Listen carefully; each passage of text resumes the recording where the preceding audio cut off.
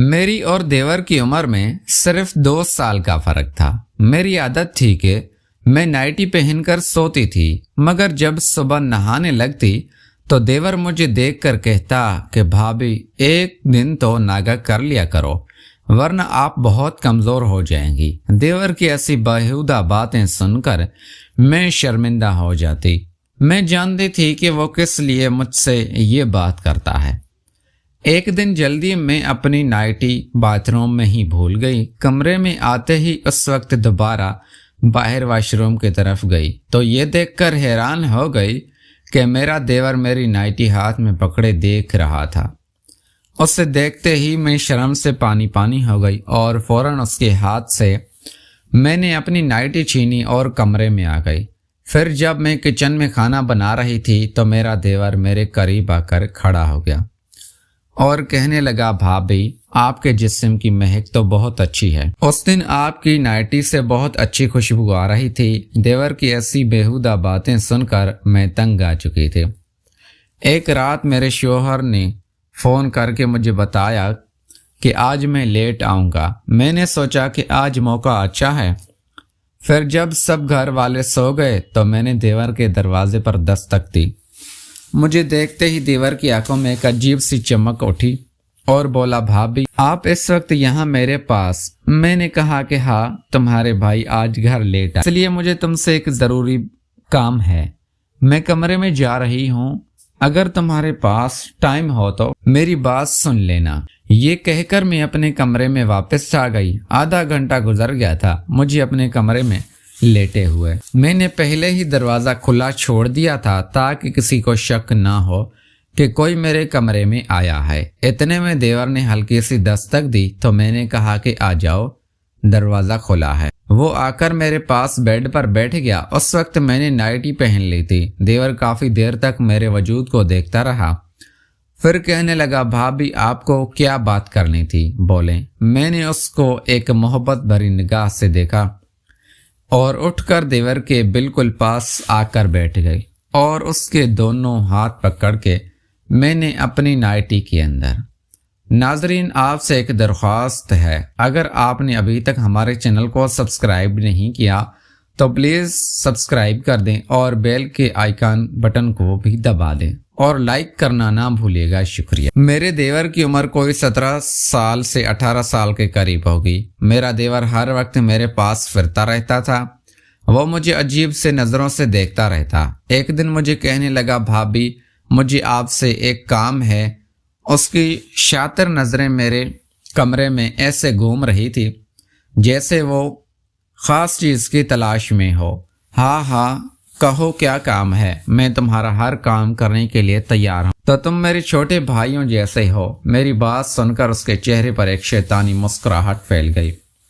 عیاری اور مکاری اس کے چہرے سے صاف عیاں تھی، لیکن بظاہر وہ معصوم بن کر کہنے لگا بھابھی مجھے شادی کرنی ہے۔ اچھا یہ تو بہت اچھی بات ہے، مگر دیور جی شادی کے لیے ایک لڑکی کی ضرورت ہوتی ہے۔ بھابھی اسی لیے تو آپ کے پاس آیا ہوں۔ میں اپنے دیور کی بات سمجھ گئی تھی کہ وہ کیا کہنا چاہ رہا ہے۔ میرے دیور نے مجھ سے کہا کہ بھابھی مجھے آپ جیسی لڑکی سے شادی کرنی ہے۔ میں یہ سن کر بڑی خوش ہو گئی کہ اس کا اشارہ میری بہن کی طرف تھا جو مجھ سے چھوٹی تھی اور میرے دیور کے قابل بھی تھی، یعنی اس کی عمر میں اور میرے دیور کی عمر میں صرف 2 سال کا فرق تھا۔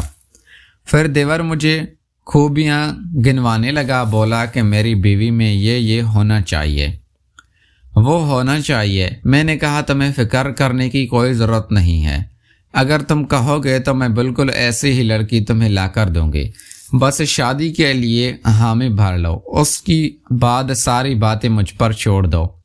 میرا دیور یہ سن کر خوش بھی ہوا، لیکن ساتھ ہی ساتھ کسی سوچ میں گم تھا۔ کہنے لگا بھابھی آپ سے ایک بات کہوں، آپ ناراض مت ہوئیے گا، لیکن میں ایسی لڑکی سے شادی کروں گا جو بالکل ہو بہو آپ جیسے ہی ہو۔ ارے ہاں میں جانتی ہوں کہ تم میری چھوٹی بہن صاحبہ پسند ہے۔ میں نے خوشی سے اس سے دیکھ کر کہا تو اس نے نفے میں سر ہلا دیا، نہیں بھابھی آپ میری بات کا مطلب نہیں سمجھیں۔ پھر وہ یہ کہہ کر باہر چلا گیا، لیکن اس کے پیچھے میں یہ سوچتی رہ گئی کہ شاید وہ شرم و حیا کی وجہ سے میری چھوٹی بہن کا نام نہیں لے سکا، اسی لیے تو شرما کر باہر چلا گیا، ورنہ وہ مجھ سے بات ضرور کرتا۔ میں نے دل ہی دل میں کہکا لگا کر کہا کہ میں پہلے ابا سے اس رشتے کے بارے میں پوچھوں گی، پھر آ کر اپنے دیور کو خوشخبری سناؤں گی۔ میں نے شام کو اس کی مرضی معلوم کرنے کے لیے ایک بار پھر اس سے کہا کہ کیا تمہیں مصابہ پسند ہے؟ تو وہ شرما کر بولا، بھابھی کہاں مصابہ کہاں میں، چاند کو پکڑنے والی بات ہے، میں خود کو اس کے قابل نہیں سمجھتا۔ میں اس کی یہ بات سن کر سمجھ گئی تھی کہ اس کو میری بہن پسند تو ہے، لیکن اسے امید نہیں کہ رشتہ مل جائے گا، اسی لیے ایسی باتیں کر رہا ہے۔ اگلے ہی دن میں اپنے اماں کے پاس گئی اور ان سے اس بارے میں ان کی مرضی معلوم کی۔ اماں کہنے لگی کہ بیٹی ہمیں تو کوئی اعتراض نہیں ہے، اگر تمہارا گھر ہے تم وہاں خوش ہو تو چھوٹی بھی خوش رہے گی۔ ہاں البتہ تم اپنے دیور سے ضرور پوچھ لینا کہ اس سے کوئی اعتراض نہ ہو۔ میں نے کہا امی اسی نے ہی مجھ سے خود بات کی ہے، اس سے بھلا کیا اعتراض ہوگا۔ میں نے جا کر اپنے دیور سے دوبارہ پوچھا تو وہ کہنے لگا، بھابھی آپ کو میری یہ بات سمجھ کیوں نہیں آتی؟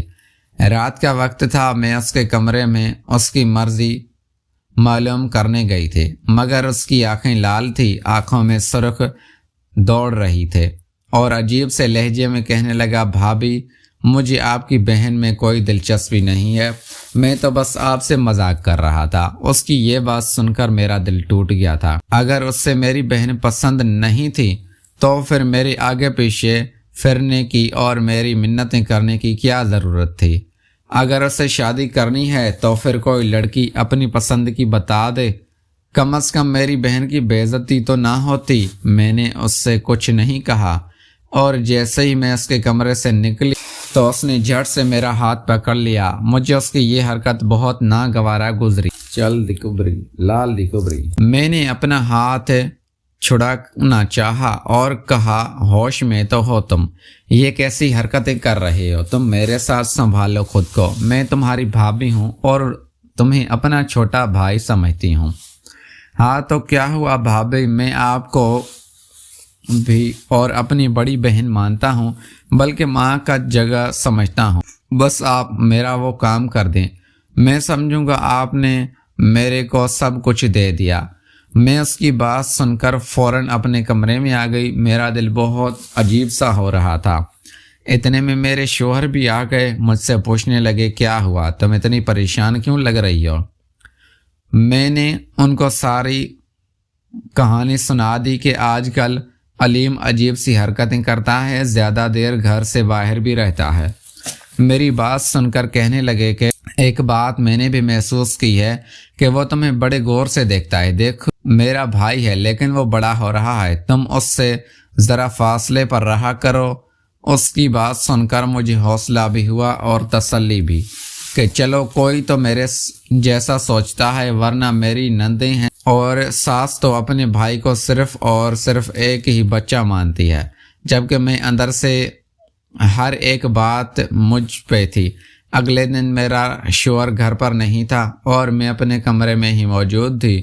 شوہر کی موجودگی میں زیادہ تر کمرے سے باہر نہیں جاتی تھی۔ میرے کمرے کے دروازے پر دستک ہوئی، دروازہ کھولا تو سامنے میرا دیور کھڑا تھا۔ اس سے کھڑا دیکھ کر میں حیران رہ گئی۔